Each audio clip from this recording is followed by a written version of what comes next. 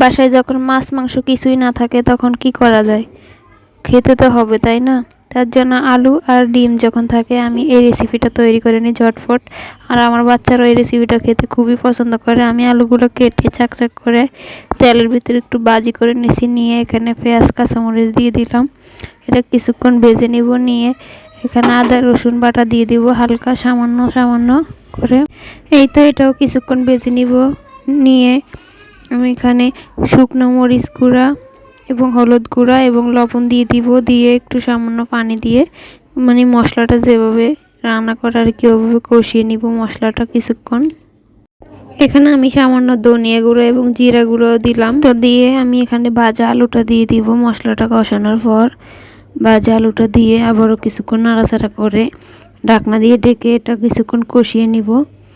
আপনারা কে কে রান্নাটা করে খান অবশ্যই জানাবেন, কারণ এই রান্নাটা অনেকের বাসায় করি আমরা। এই তো আলুটা কিছুক্ষণ কষানোর পর এটা আবার একটু নাড়াচাড়া করে একটু পানি দিয়ে দিব পরিমাণ মতো আর কি, আলুটা সিদ্ধ হওয়ার মতো জল দিয়ে দিব। এখানে জল দিয়ে উপরে আমি ডিমটা দিয়ে তারপর ঢাকনা দিয়ে ঢেকে রান্নাটা করে নিব এভাবেই। ভিডিও এখানে শেষ, সবাই ভালো থাকবেন।